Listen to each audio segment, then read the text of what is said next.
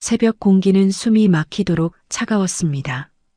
DMZ 근처 폐초소, 바람에 부딪히는 철문이 덜컹거리며 긴장감을 더했죠. 그곳에서 그는 단 한 사람을 기다리고 있었습니다. 북한에서 내려올 여인. 어둠 속 낯선 기척이 들렸습니다. 군화 밑창이 바닥에 먼지를 긁는 소리, 그리고 권총이 장전되는 짧은 찰칵. 그는 미세하게 숨을 고르며 손을 들었습니다. 움직이지 마. 손 들어. 차가운 여성의 목소리가 귓가를 스쳤습니다. 그 순간 임무와 생존, 그리고 믿음의 경계선이 완전히 무너져 내리고 있었습니다. 2025년 8월 15일 광복절이었습니다. 육군 특전사 35여단 HID팀 사무실은 휴일에도 불을 밝히고 있었죠. 창밖으로는 태극기가 펄럭이고 있었지만 준혁의 시선은 오직 모니터에 집중되어 있었습니다. 북한 내부 정보를 담은 수백 개의 파일이 화면을 가득 채우고 있었어요. 9년. 그중 5년을 대북 심리전에 바친 시간이었습니다. 준혁은 북한 방언 12개 지역을 완벽하게 구사할 수 있는 베테랑이었죠. 함경도 사투리부터 평안도 억양까지 마치 그곳에서 태어난 사람처럼 자연스러웠습니다. 대위님, 브리핑 준비됐습니다. 상훈이 문을 두드렸습니다. 준혁은 고개를 끄덕이고 회의실로 향했죠. 최근 3개월간 DMZ 인근에서 이상한 움직임이 포착됐습니다. 정보관이 화면을 가리켰습니다. 탈북 브로커로 위장한 북한 공작원이 활동하고 있다는 정황이 있습니다. 준혁의 눈빛이 날카로워졌습니다. 상부 지시입니다. 해당 인물을 색출하고 가능하면 귀순을 유도하라. 민간인으로 위장해서 단독 작전을 수행하시오. 회의가 끝난 후 준혁은 자신의 사무실로 돌아왔습니다. 낡은 옷, 중국산 담배, 위조 신분증, 탈북 브로커로 변신하기 위한 준비물들을 하나씩 점검했죠. 손이 미세하게 떨리고 있었습니다. 5년 전의 기억이 떠올랐습니다. 북한 외교관 한 명을 귀순시키려 했던 작전. 실패했죠. 그 사람의 가족 전원이 처형당했다는 소식을 들었을 때 준혁의 안에서 뭔가가 툭 하고 끊어졌습니다. 이번엔 반드시 성공해야 한다. 또 다른 희생자는 만들 수 없어. 준혁은 주먹을 불끈 쥐었습니다. 대위님만큼 북한 사람들 심리 있는 사람 없습니다. 상훈이 격려했습니다. 꼭 성공하실 거예요. 8월 16일 새벽 3시 폭염이 기승을 부리는 한여름 밤이었습니다. 준혁은 민통선을 넘어 폐쇄된 옛 초소 건물로 향했죠. 달빛조차 구름에 가려진 칠흑 같은 어둠이었습니다. 건물에 도착하자 이상한 징후들이 보였습니다. 최근에 사람이 드나든 흔적, 북한산 담배꽁초. 준혁의 신경이 곤두섰습니다. 조심스럽게 건물 안으로 들어갔죠. 먼지가 쌓인 책상, 녹슨 철제 침대, 그리고 구석에 놓인 북한군 수통. 분명히 누군가 여기 있었습니다. 그것도 아주 최근에. 갑자기 등 뒤에서 차가운 금속음이 들렸습니다. 권총 장전 소리였죠. 움직이지 마. 손 들어. 여성의 목소리였습니다. 날카롭고 단호했죠. 준혁은 천천히 손을 들고 돌아섰습니다. 올리브색 인민군 복장을 한 여성이 서 있었습니다. 날카로운 눈빛, 권총을 겨눈 완벽한 자세. 한치의 흐트러짐도 없었죠. 그녀의 손은 전혀 떨리지 않았습니다. 넌 누구냐? 국정원이냐? 아니면 진짜 브로커냐? 그녀의 신문이 시작됐습니다. 준혁은 순간적으로 판단했죠. 완벽한 함경도 사투리로 답했습니다. 나? 나는 그냥 돈 벌어 온 사람이유. 동무가 찾는 그 브로커 맞수. 여성의 눈이 가늘어졌습니다. 의심의 눈빛이었죠. 어떻게 여기를 알았지? 누가 알려줬어? 동문회 사람들이 연락했제. 탈북 도와달라고. 돈은 준비했나? 심리전의 시작이었습니다. 두 전문가가 서로를 탐색하는 순간이었죠. 증거를 봐야겠어. 내가 진짜 브로커라는 증거. 준혁은 침착하게 중국 단둥 지역 탈북 루트를 설명하기 시작했습니다. 압록강을 건너는 시간, 중국 공안을 피하는 방법, 베이징까지 가는 경로, 모두 실제 정보였죠. 그녀의 눈빛이 조금씩 변했습니다. 의심에서 조심스러운 기대로. 바로 그때 건물 밖에서 발소리가 들렸습니다. 소자 동지, 괜찮습니까? 저 자가 누굽니까? 2명의 북한군 병사가 들어왔습니다. 철수와 영식이었죠. 그들도 권총을 들고 있었습니다. 내가 처리한다. 밖에서 경계 서라. 여성이 손짓으로 제지했습니다. 하지만 병사들은 떠나지 않았죠. 준혁은 속으로 생각했습니다. 3명이나. 상황이 예상보다 복잡해졌군. 긴장감이 절정에 달했습니다. 여성이 다시 입을 열었죠. 만약 내가 거짓말하는 거라면 여기서 죽는 건 너야. 그녀의 목소리는 얼음처럼 차가웠습니다. 준혁은 진지하게 답했죠. 동무, 나는 지금까지 37명 넘게 구했제. 다 살아서 남조선 땅 밟았어. 그리고는 구체적인 정착 과정을 설명했습니다. 국정원 조사를 거쳐 하나원에서 교육받고 정착금을 받아 새로운 삶을 시작하는 과정. 여성의 목소리가 미세하게 떨렸습니다. 정말 가능한 일이야? 그 순간 준혁은 그녀의 눈에서 무언가를 보았습니다. 절박함과 희망이 뒤섞인 복잡한 감정이었죠. 가능하제. 내가 동무를 책임지겠어. 믿어봐유. 길고 무거운 침묵이 흘렀습니다. 마침내 여성이 권총을 내렸습니다. 좋아. 하지만 아직 믿는 건 아니야. 증명해봐. 뭘 증명하면 되겠나? 북에 대해 얼마나 아는지 봐야겠어. 거짓 브로커들은 표면적인 것만 알거든. 예상치 못한 신문의 시작이었습니다. 준혁은 자신의 전문성이 시험받는 순간임을 깨달았죠. 이마에 땀이 맺히기 시작했습니다. 여성의 날카로운 눈빛이 준혁을 꿰뚫어 보고 있었습니다. 마치 그의 영혼 깊은 곳까지 들여다보는 것 같았죠. 이 순간이 작전의 성패를 가를 것이란 걸 두 사람 모두 알고 있었습니다. 신문이 시작됐습니다. 서윤의 눈빛은 매서웠죠. 마치 독수리가 먹이를 노려보듯 준혁의 모든 표정과 몸짓을 관찰하고 있었습니다. 평양 당대표자회의 최근 개최일이 언제지? 첫 질문이 날아왔습니다. 준혁은 망설임 없이 답했죠. 지난 5월 27일 김정은 동지가 경제 5개년 계획 발표했제. 서윤의 눈썹이 미세하게 움직였습니다. 정확한 답이었죠. 하지만 그녀는 멈추지 않았습니다. 질문은 계속됐습니다. 최근 식량 배급 상황, 특정 부대 이동 정보, 간부 숙청 소식. 준혁은 모든 질문에 막힘없이 답했죠. 5년간 쌓아온 정보와 지식이 빛을 발하는 순간이었습니다. 하지만 서윤의 표정은 점점 더 어두워졌습니다. 너무 정확해.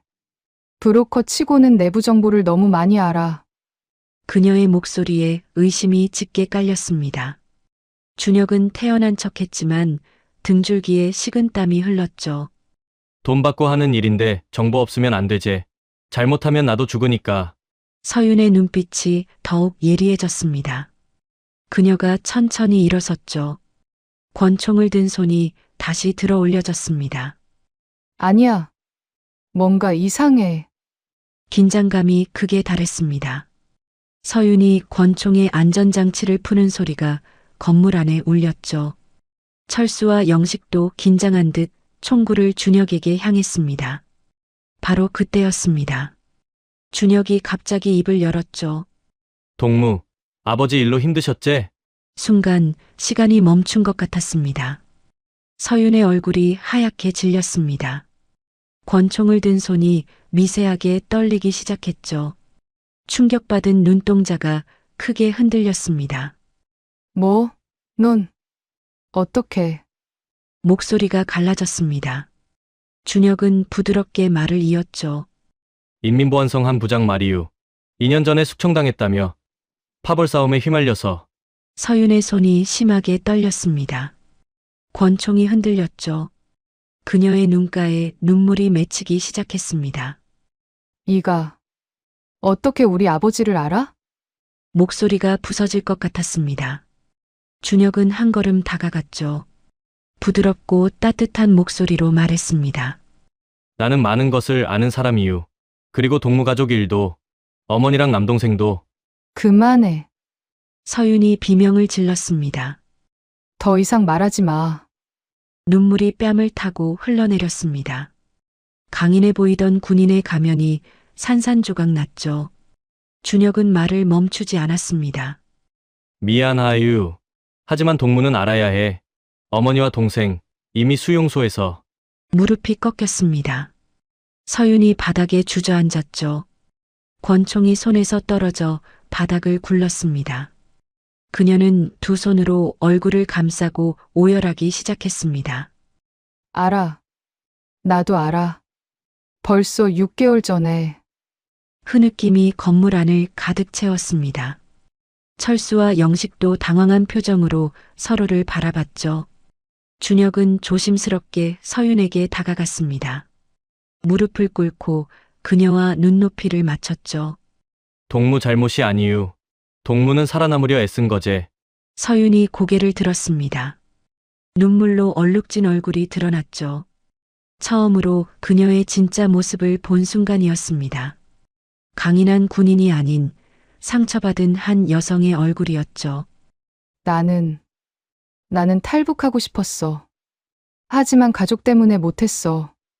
떨리는 목소리로 고백이 시작됐습니다. 아버지가 숙청당한 후에도 나는 충성심을 보여야 했어. 안 그러면 나도 죽으니까. 서윤의 눈에서 끊임없이 눈물이 흘렀습니다. 정찰 임무라고 나왔지만 사실은 나를 제거하려는 거야. 돌아가지 않는 임무. 목소리가 점점 작아졌습니다. 가족도 다 죽었는데 나는 왜 아직 살아있는 거지? 준혁의 가슴이 아팠습니다. 깊은 공감의 눈빛으로 서윤을 바라봤죠. 살아있어서 다행이유. 이제 새로 시작할 수 있으니까. 그때 밖에서 경계 서던 철수와 영식이 들어왔습니다. 소자 동지, 무슨 일입니까? 철수가 걱정스럽게 물었습니다. 서윤은 눈물을 닦으며 일어섰죠. 떨리는 목소리로 말했습니다. 너희도 돌아가고 싶지 않지? 두 병사의 표정이 굳어졌습니다. 영식이 먼저 입을 열었죠. 저희는 소자 동지를 따릅니다. 동지가 가는 곳이 저희 갈 곳입니다. 철수도 고개를 끄덕였습니다. 사실 저희도 이 임무가 이상하다고 생각했습니다. 분위기가 바뀌는 듯 했습니다. 하지만 그때 철수가 갑자기 준혁을 향해 돌아섰죠. 잠깐, 당신 정말 브로커 맞소? 날카로운 눈빛이 준혁을 향했습니다. 함경도 사투리 쓰는데 억양이 너무 완벽해. 마치 훈련받은 것처럼. 철수가 권총을 들어 준혁에게 겨눴습니다. 당신 국정원이지? 우리 속인 거야? 긴장이 다시 고조됐습니다. 서윤도 혼란스러운 표정으로 준혁을 바라봤죠. 영식은 어찌할 바를 몰라 했습니다. 준혁은 깊게 숨을 들이쉬었습니다. 그리고 천천히 두 손을 들어 올렸죠. 그래요. 나는 브로커가 아닙니다. 충격이 파문처럼 퍼졌습니다. 서윤의 눈에 배신감이 가득 찼습니다. 방금 전까지 보였던 신뢰가 한순간에 무너졌죠. 준혁은 침착하게 말을 이었습니다. 하지만 내가 한 말은 다 진실이에요. 당신들을 도울 수 있습니다. 그는 똑바로 서서 자신의 정체를 밝혔습니다. 저는 대한민국 육군 특전사 35여단 HID팀 민준혁 대위입니다. 고백은 계속됐습니다. 제 임무는 당신들을 체포하는 게 아니에요. 돕는 거예요. 귀순을 원하는 사람들을 안전하게. 서윤이 폭발했습니다. 날 이용한 거야? 내 약점을 파고들어서? 분노와 상처가 뒤섞인 목소리였습니다. 준혁은 고개를 저었죠. 아닙니다. 나는 당신의 고통이 진짜라는 걸 알았어요. 그래서 도와주고 싶었습니다. 철수가 소리쳤습니다. 우릴 어떻게 믿어? 당신은 적이야! 준혁의 눈빛이 진지해졌습니다. 적이 아닙니다. 우리는 같은 민족이에요. 다만 다른 체제에 태어났을 뿐. 순간 철수가 흥분해서 준혁에게 달려들었습니다. 영식도 함께 덤벼들었지만 준혁은 관절 기술로 그도 제압했죠. 두 사람을 바닥에 눕힌 후 준혁은 즉시 그들을 풀어줬습니다. 다치지 않으셨죠? 저는 당신들을 해칠 생각이 없어요. 모두가 놀란 표정이었습니다. 특히 서윤의 눈이 크게 떠졌죠. 지금 죽일 수도 있었는데 왜 안 죽였어? 준혁은 진지하게 답했습니다. 내 임무는 사람을 죽이는 게 아니라 살리는 거예요. 그의 눈에 깊은 슬픔이 어렸습니다. 5년 전 내가 실패한 작전이 있었어요. 한북한 외교관을 귀순시키려 했지만 실패했죠. 목소리가 떨렸습니다. 그 사람 가족이 모두 처형당했어요. 그 이후로 나는 다짐했어요. 다시는 그런 일이 없게 하겠다고. 준혁은 서윤을 바라봤습니다. 당신들은 이미 가족을 잃었어요. 더 이상 잃을 게 없다면 새로 시작할 수 있어요. 서윤의 눈에 다시 눈물이 맺혔습니다. 정말 우릴 도와줄 거야? 목소리가 간절했습니다. 희망과 두려움이 뒤섞여 있었죠. 긴 침묵이 흘렀습니다. 마침내 서윤이 권총을 내려놓았습니다. 좋아. 믿어볼게. 우리 셋 다. 철수와 영식도 고개를 끄덕였습니다. 저희도 따르겠습니다. 준혁은 무전기를 꺼냈습니다. 지금부터 본부에 연락하겠습니다. 헬기가 15분 안에 올 거예요. 서윤의 목소리가 떨렸습니다. 15분. 우리 인생이 15분 후에 완전히 바뀌는 거네. 준혁은 따뜻하게 미소 지었습니다. 네. 두렵죠? 하지만 괜찮아요. 제가 함께 있을게요. 헬기 소리가 멀리서 들려오기 시작했습니다. 누구도 말하지 않았지만 모두의 가슴이 요동치고 있었습니다. 서윤이 준혁을 돌아봤습니다. 당신. 내 마음을 너무 잘 읽었어. 무서울 정도로. 준혁은 조용히 답했죠. 그게 제 일이에요. 하지만 이번엔 달랐어요. 당신이 달랐어요. 헬기 소리가 점점 가까워졌습니다. 서윤은 마지막으로 북한 땅을 바라봤습니다. 그녀의 입술이 움직였죠. 안녕. 그리고 미안해, 아버지. 새벽 어둠 속에서 네 사람의 운명이 새로운 방향으로 흐르기 시작했습니다. 검은색 군용 헬기가 하늘을 가르고 있었습니다. 서윤은 창가에 붙어 앉아 있었죠. 두 손을 꽉 쥔 채 시선은 창밖에 고정되어 있었습니다. 점점 멀어지는 북한 땅이 새벽 어둠 속으로 사라지고 있었어요. 돌이킬 수 없다. 이제 정말 돌이킬 수 없어. 마음속으로 되뇌었습니다. 심장이 미친 듯이 뛰었죠. 옆자리의 철수와 영식도 굳은 표정이었습니다. 준혁이 서윤의 떨리는 손을 잡아줬습니다. 따뜻한 온기가 전해졌죠. 괜찮아요. 안전해요. 특전사 대원들이 친절하게 말했습니다. 편하게 계세요. 아무도 해치지 않습니다. 하지만 서윤의 경계심은 쉽게 풀리지 않았죠. 30년 넘게 적으로 배운 사람들이었으니까요. 1시간쯤 지났을까요? 헬기가 서서히 고도를 낮추기 시작했습니다. 서울 외곽의 한 건물이 보였죠. 높은 담장에 둘러싸여 있었지만 감옥 같지는 않았습니다. 오히려 깨끗하고 밝은 분위기였죠. 여기가 감옥 아니야? 서윤이 불안한 목소리로 물었습니다. 보호시설이에요. 당신들의 안전을 위한 곳이죠. 준혁이 설명했습니다. 건물 입구에서 여성 직원이 기다리고 있었습니다. 40대 정도로 보이는 따뜻한 인상의 여성이었죠. 어서 오세요. 먼저 씻고 편히 쉬세요. 하지만 서윤의 의심은 계속됐습니다. 이게 다 연극 아닐까?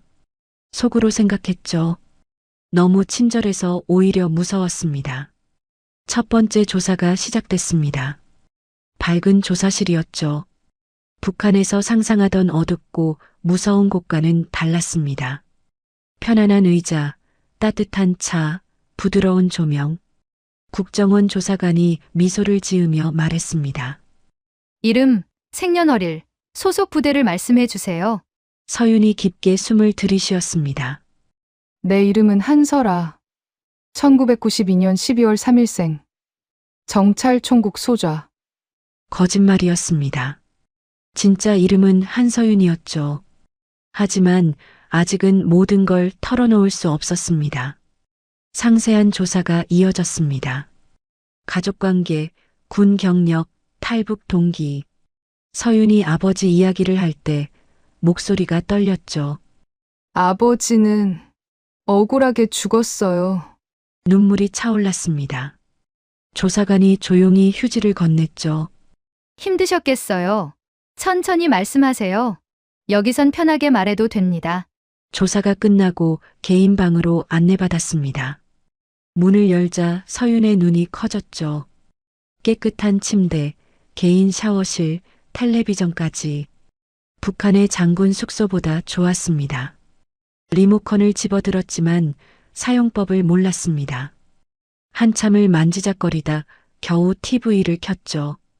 화면에 나타난 건 예능 프로그램이었습니다. 사람들이 크게 웃고 떠들고 있었죠. 사람들이 저렇게 웃고 떠들어도 되는 거야? 채널을 돌렸습니다. 뉴스가 나왔죠. 그런데 더 충격적인 장면이 펼쳐졌습니다. 정부의 정책에 대해 비판의 목소리가 높습니다. 앵커가 말하고 있었습니다. 서윤은 귀를 의심했죠. 지도자를 비판하는 말이 방송에 나와? 혼란스러웠습니다. 이게 진짜일까? 거짓 선전은 아닐까? 다음 날 아침 구내식당으로 안내받았습니다. 문을 열자 또 한 번 충격을 받았죠. 뷔페식 식당이었습니다. 다양한 음식들이 가득했죠. 서윤은 조심스럽게 음식을 담았습니다. 흰쌀밥, 고기, 채소. 북한에서는 명절에나 볼 수 있던 음식들이었죠. 첫 입을 먹는 순간 눈물이 났습니다. 우리가 얼마나 속았던 거지? 북한에서의 굶주림이 떠올랐습니다. 풀뿌리를 캐먹던 기억, 나무 껍질로 연명하던 시절. 그런데 여기선 이런 음식이 매일 나온다니. 준혁이 보호시설을 찾아왔습니다. 상담실에서 만난 준혁은 앞으로의 과정을 설명했죠. 여기서 2주 정도 조사받고 그 다음엔 하나원으로 가요. 서윤이 물었습니다. 하나원? 3개월간 교육받는 곳이에요. 한국 사회에 적응하는 법을 배우죠. 3개월. 그렇게 짧아? 서윤은 불안했습니다. 3개월 만에 완전히 다른 세상에 적응할 수 있을까요? 기본 교육이 3개월이에요. 하지만 적응은 더 오래 걸리죠. 준혁의 목소리는 솔직했습니다. 나는 할 수 있을까? 여기서 살아갈 수 있을까? 서윤의 눈에 두려움이 어렸습니다. 그날 밤 악몽이 찾아왔습니다. 꿈속에서 아버지가 나타났죠. 피투성이 얼굴로. 너 때문이다! 내가 우리 가족을 버렸어! 어머니와 동생도 나타났습니다. 원망 가득한 눈빛으로 서윤을 바라봤죠. 언니, 왜 우릴 두고 혼자만 살아? 아가, 엄마를 버리고 가니? 서윤은 비명을 지르며 깨어났습니다. 식은땀으로 온몸이 젖어 있었죠. 가슴이 미친 듯이 뛰었습니다. 혼자 방에서 울부짖었습니다. 죄책감이 가슴을 짓눌렀죠. 다음 날 아침 부은 눈으로 나타난 서윤을 보고 준혁이 걱정스럽게 물었습니다. 괜찮아요? 서윤은 고개만 끄덕였습니다. 말할 수 없었죠.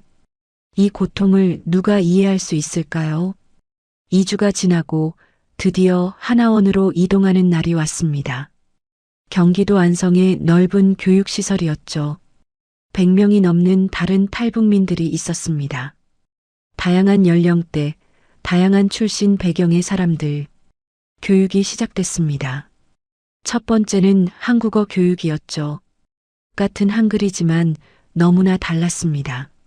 동무는 이제 쓰지 마세요. 친구라고 하세요.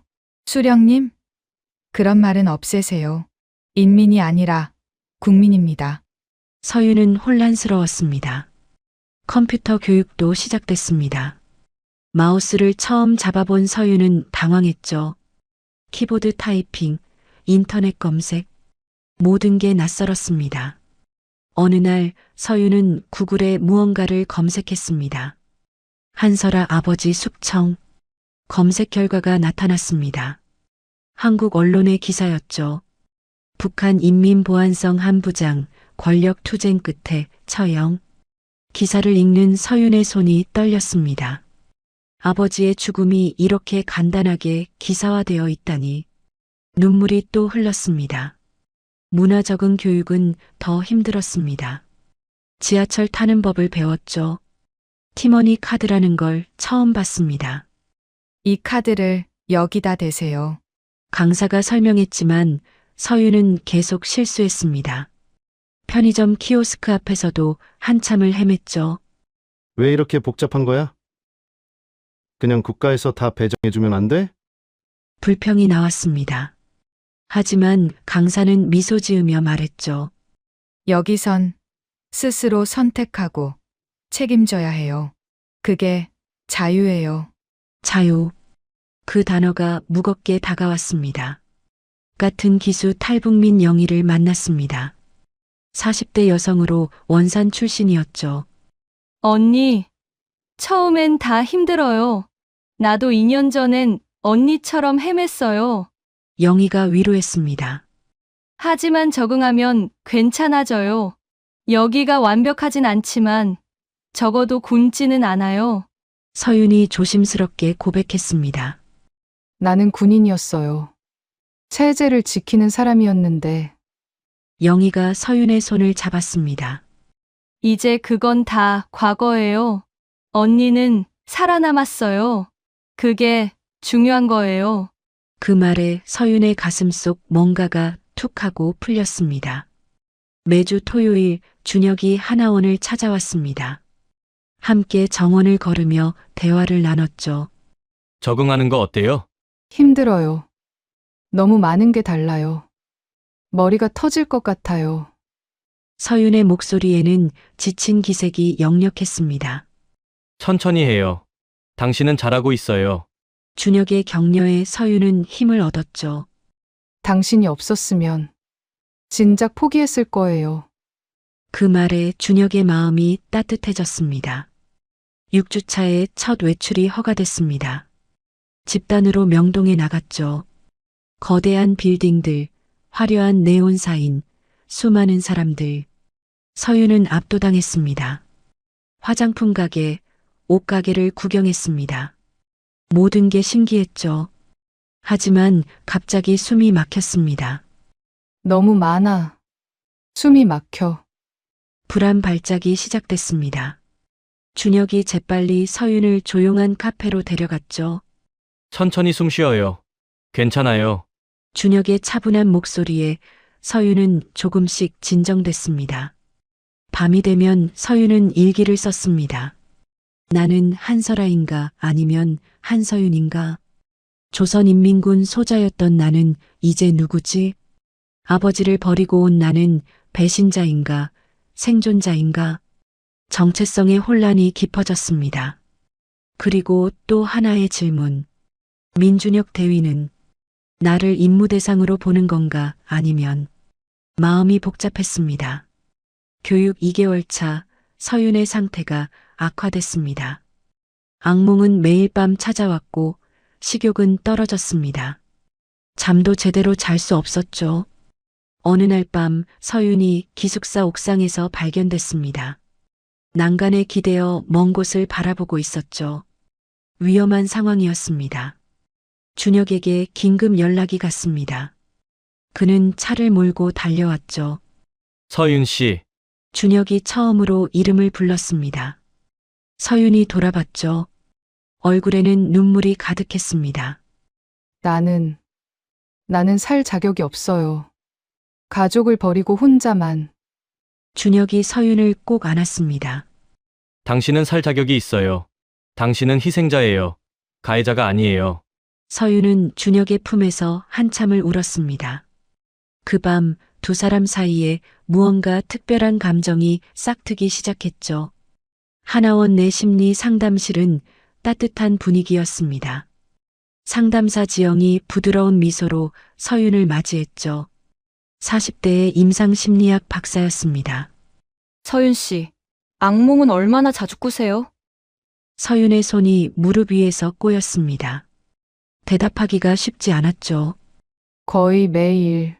아버지가 가족들이 나를 원망하는 꿈이에요. 목소리가 떨렸습니다. 지영이 조용히 기다렸죠. 서두르지 않았습니다. 외상 후 스트레스 장애입니다. 치료가 필요해요. 진단이 나왔습니다. 서윤의 눈에 불안이 스쳤죠. 치료하면 나아질 수 있나요? 희망과 두려움이 섞인 질문이었습니다. 시간이 걸리지만 나아질 수 있어요. 함께 해봐요. 지영의 확신에 찬 목소리에 서윤은 조금 안심했습니다. 인지행동 치료가 시작됐습니다. 나는 배신자다라는 생각을 나는 생존자다로 바꾸는 연습이었죠. 하지만 쉽지 않았습니다. 죄책감이 깊이 뿌리박혀 있었습니다. 지영이 천천히 설명했습니다. 살아남은 것은 죄가 아니에요. 그건 용기예요. 서윤의 눈가가 붉어졌습니다. 그 말이 가슴에 와닿았죠. 약물 치료도 병행하기로 했습니다. 약에 의존하고 싶지 않아요. 서윤은 거부했습니다. 북한에서 약은 귀했고 의존은 나약함의 상징이었죠. 준혁이 설득했습니다. 임시 방편이에요. 몸이 회복되면 끊을 수 있어요. 준혁의 진심 어린 눈빛에 서윤은 마음을 열었습니다. 처음으로 약을 먹고 잔 날 밤, 기적이 일어났죠. 악몽 없이 아침까지 푹 잤습니다. 몇 달 만에 처음이었죠. 다음 날 아침 서윤의 얼굴이 밝아졌습니다. 오랜만에 푹 잤어요. 작은 미소가 얼굴에 번졌죠. 준혁도 안도했습니다. 3개월 차 토요일이었습니다. 하나원 근처 작은 카페. 준혁과 서윤이 마주 앉았죠. 준혁이 가방에서 무언가를 꺼냈습니다. 노트북이었죠. 이걸로 인터넷도 하고 한글 타이핑 연습도 하세요. 서윤의 눈이 커졌습니다. 왜 이렇게까지 해주세요? 당신 임무는 끝났잖아요. 임무가 아니에요. 이제는 개인적인 거예요. 서윤의 심장이 쿵 하고 뛰었습니다. 무슨 의미일까요? 2025년 11월 15일 하나원 수료식이었습니다. 강당은 100명의 탈북민들로 가득했죠. 모두의 얼굴에 긴장과 기대가 섞여 있었습니다. 서윤이 우수 수료생으로 선정됐습니다. 수료증을 받는 순간 눈물이 났습니다. 객석에서 준혁이 박수를 쳤습니다. 두 사람의 시선이 마주쳤죠. 서윤의 가슴 속에서 무언가가 꿈틀거렸습니다. 이 사람이 없었으면 불가능했을 거야. 독립의 첫걸음은 자취방 구하기였습니다. 서울 구로구의 작은 원룸. 정부 지원으로 전세를 얻었죠. 처음으로 내 집이 생겼어. 서윤의 목소리에 감격이 묻어났습니다.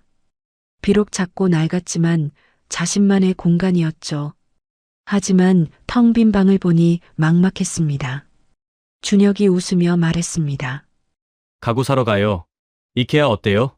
거대한 가구 매장에 들어선 서윤은 압도당했습니다. 이 많은 가구를 스스로 고르라고요? 북한에서는 모든 게 배급이었죠. 선택이란 건 없었습니다. 당신 취향대로 골라봐요. 뭐가 좋아요?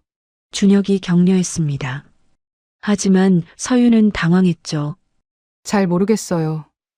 당신이 골라줘요. 아니에요. 당신이 골라야 해요. 당신 집이니까. 준혁의 단호한 목소리에 서윤은 숨을 고르고 매장을 둘러봤습니다. 한참을 고민하다가 작은 책상과 의자를 골랐습니다. 왜 이걸 골랐어요? 준혁이 물었습니다. 여기 앉아서 공부하고 싶어요. 뭔가 배우고 싶어요. 서윤의 눈이 반짝였습니다. 준혁이 미소 지었죠. 좋은 선택이에요. 하나씩 가구를 고르면서 서윤은 점점 자신감을 얻었습니다. 작은 자유의 실천이었죠.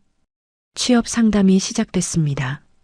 서윤 씨는 어떤 일을 하고 싶으세요? 상담사가 물었습니다. 서윤은 망설였죠. 잘 모르겠어요. 북한에선 군인밖에 안 해봐서. 하지만 마음속엔 분명한 소망이 있었습니다. 하지만 사람들을 돕는 일을 하고 싶어요. 상담사의 눈이 빛났습니다. 북한 이탈 주민 상담사는 어때요? 당신 경험이 큰 자산이 될 거예요. 서윤의 가슴이 두근거렸습니다. 나 같은 사람이 다른 사람을 도울 수 있을까요? 6개월 과정의 상담사 교육 프로그램에 등록했습니다. 심리학 기초, 상담 기법, 트라우마 치료. 배울 게 산더미였죠. 하지만 서윤은 열정적이었습니다. 매일 새벽까지 공부했죠. 너무 무리하지 마요. 천천히 해도 돼요. 준혁이 걱정했습니다. 하지만 서윤은 웃으며 답했죠. 괜찮아요. 이렇게 뭔가 배우는 게 즐거워요. 처음으로 스스로 선택한 길이었습니다. 그래서 더 소중했죠. 경제적 독립을 위해 아르바이트를 시작했습니다. 편의점 야간 근무였죠. 첫 출근 날 서윤은 긴장으로 손이 떨렸습니다. 키오스크와 포스기 앞에서 당황했죠. 이건 어떻게 하는 거죠? 점장이 친절하게 가르쳐줬습니다. 천천히 배우면 돼요. 괜찮아요. 실수는 계속됐습니다. 거스름 돈을 잘못 주고 담배 이름을 헷갈렸죠. 하지만 서윤은 포기하지 않았습니다. 메모하고 연습하고 또 연습했죠. 한 달 후 드디어 첫 급여를 받았습니다. 내가 번 돈. 처음이야. 서윤의 손이 떨렸습니다. 얼마 되지 않는 돈이었지만 의미는 컸죠. 자신의 노동으로 번 첫 수입이었습니다. 어느 토요일 저녁이었습니다. 서윤이 준혁을 자취방으로 초대했죠. 직접 요리를 했습니다. 북한식 두부밥이에요. 잘 만들었을지 모르겠네요. 수줍은 미소와 함께 음식을 내놓았습니다. 맛있어요. 요리 실력이 좋네요. 준혁의 칭찬에 서윤의 얼굴이 붉어졌습니다. 식사를 마치고 소파에 앉았습니다. 서윤이 진지하게 말했죠. 민준혁 씨. 고마워요. 정말 고마워요. 감정이 북받쳤습니다. 준혁이 부드럽게 말했죠. 이제 말 놓을래요? 우리 친구잖아요. 서윤의 심장이 또 한 번 뛰었습니다. 그래. 준혁아. 처음으로 이름을 불렀습니다. 묘한 긴장감이 흘렀죠. 며칠 후 준혁이 제안했습니다. 한강 야경 보러 갈래요? 서울에서 꼭 봐야 할 풍경이에요. 밤의 한강공원은 아름다웠습니다. 반포대교의 달빛 무지개 분수가 춤을 췄죠. 아름다워. 북한에선 상상도 못했어. 서윤의 눈이 반짝였습니다. 준혁이 말했죠. 서윤이가 여기 있어서 나도 기뻐요. 서윤이 준혁을 돌아봤습니다. 나도. 당신이 있어서 기뻐. 그 순간 준혁이 서윤의 손을 잡았습니다. 따뜻한 손길이었죠. 서윤의 얼굴이 새빨개졌습니다. 이게 연애인가? 속으로 생각했습니다. 심장이 미친 듯이 뛰었죠. 집으로 돌아오는 차 안은 침묵이었습니다. 준혁은 생각했습니다. 나는 그녀에게 특별한 사람일까? 아니면 그냥 도와준 사람일까? 서윤도 혼란스러웠습니다. 나는 그를 좋아하는 걸까? 아니면 의존하는 걸까? 두 사람 모두 고백할 용기가 없었습니다. 하지만 감정은 점점 커져갔죠. 2026년 8월 16일이 다가왔습니다. 만난 지 정확히 1년이 되는 날이었죠. 준혁이 서윤에게 전화했습니다. 내일 시간 있어요? 특별한 곳에 가고 싶어요. 서윤의 가슴이 두근거렸습니다. 무슨 일일까요? 다음 날 준혁은 서윤을 DMZ 평화 전망대로 데려갔습니다. 왜? 여기로? 서윤이 물었습니다. 준혁이 조용히 답했죠. 우리가 만난 곳과 가까운 곳이에요. 1년 전을 기억해요? 서윤의 눈가가 촉촉해졌습니다. 잊을 수 없죠. 내 인생이 바뀐 날이에요. 망원경으로 북한 땅을 바라보는 서윤. 눈물이 흘렀습니다. 아버지, 어머니, 동생아. 떨리는 목소리로 속삭였습니다. 나는 여기서 잘 살고 있어. 행복해. 그리고 마지막으로 미안해. 그리고 고마워. 준혁이 뒤에서 서윤의 어깨를 감싸줬습니다. 따뜻한 포옹이었죠. 준혁아, 나 이제 괜찮아. 과거를 받아들일 수 있을 것 같아. 서윤의 목소리에는 평온함이 묻어났습니다. 2026년 12월 큰 성취가 있었습니다. 북한 이탈 주민 상담사 자격증 시험에 합격한 것이죠. 해냈어. 진짜 해냈어. 서윤은 기쁨의 눈물을 흘렸습니다. 준혁이 꽃다발을 들고 나타났죠. 축하해요, 서윤아. 이제 상담사 선생님이네요. 다 당신 덕분이에요. 당신이 없었으면 준혁이 고개를 저었습니다. 아니에요. 당신 스스로 해낸 거예요. 하지만 서윤은 알고 있었습니다. 준혁의 지지가 얼마나 큰 힘이 되었는지. 하나원의 상담사로 첫 출근하는 날이 왔습니다. 거울을 보며 옷매무새를 다듬는 서윤. 완전히 달라진 모습이었죠. 안녕하세요. 저는 한서윤 상담사예요. 새로운 탈북민들 앞에 선 서윤은 당당했습니다. 저도 2년 전에 여기 있었어요. 여러분과 똑같았죠. 탈북민들의 눈이 반짝였습니다. 희망을 본 것이죠. 힘들겠지만 괜찮아질 거예요. 제가 도와드릴게요. 서윤의 목소리는 확신에 차 있었습니다. 저녁 준혁에게 전화했습니다. 준혁아, 오늘 첫 출근했어. 너무 좋았어. 들뜬 목소리였습니다. 준혁도 기뻐했죠. 그리고 서윤이 덧붙였습니다. 오늘 저녁 시간 있어? 할 말이 있어. 준혁의 심장이 뛰기 시작했습니다. 물론이죠. 어디서 만날까요? 서윤은 깊게 숨을 들이쉬었습니다. 이제 내 마음을 말해야 할 때야. 결심한 표정이었습니다. 드디어 그 순간이 온 것이죠. 2026년 12월 24일 크리스마스 이브였습니다. 서윤은 아침부터 자취방을 정신없이 오갔습니다. 작은 트리를 구석에 놓고 식탁에 흰 천을 깔고 꽃병에 붉은 장미를 꽂았습니다. 손이 떨렸습니다. 심장이 터질 것처럼 뛰었습니다. 오늘 말할 거야. 거울 앞에 섰습니다. 입술을 달싹이며 연습했습니다. 준혁아, 나 당신을 좋아해. 아니, 너무 딱딱했습니다. 나 사실은 아니지. 얼굴이 뜨거워졌습니다. 손바닥으로 뺨을 감쌌습니다. 차가운 손이 뜨거운 얼굴에 닿았습니다. 문 밖에서 초인종이 울렸습니다. 가슴이 철렁 내려앉았습니다. 잠깐만요. 서윤은 앞치마를 벗어던지고 문을 열었습니다. 준혁이 와인 한 병을 들고 서 있었습니다. 그의 미소가 따뜻했습니다. 와, 무슨 특별한 날이에요? 준혁이 방 안을 둘러보며 물었습니다. 응. 특별한 날이야. 나한테는. 서윤의 목소리가 가늘게 떨렸습니다. 저녁 식사는 조용했습니다. 아니, 조용한 척했습니다. 서윤은 포크를 들었다 놓았다를 반복했습니다. 음식이 목으로 넘어가지 않았습니다. 준혁이 먼저 말했습니다. 정말 많이 변했어요. 처음 만났을 때랑 완전히 다른 사람 같아요. 서윤은 고개를 들었습니다. 그의 눈이 부드러웠습니다. 처음엔 모든 게 무서웠어. 근데 이제는 행복해. 서윤의 손이 테이블을 더듬었습니다. 준혁이 덕분이야.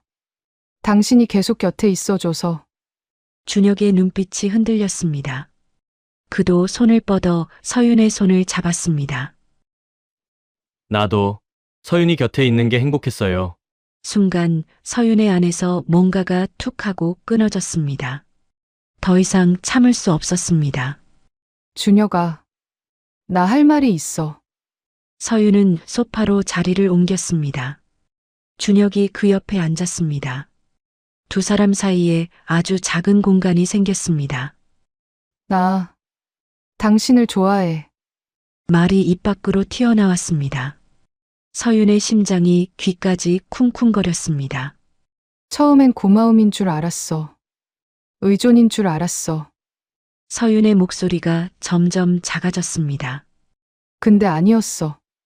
이건 사랑이야. 침묵이 흘렀습니다. 1초가 10분처럼 느껴졌습니다. 서윤의 손이 차갑게 식어갔습니다. 마음이 바닥으로 가라앉았습니다. 잘못 말했나? 너무 빨랐나? 그때 준혁이 입을 열었습니다. 사실 나도 오래전부터 고백하고 싶었어요. 서윤의 고개가 확 올라갔습니다. 준혁의 눈이 반짝였습니다. 처음 만났을 때부터 뭔가 특별하다고 느꼈어요.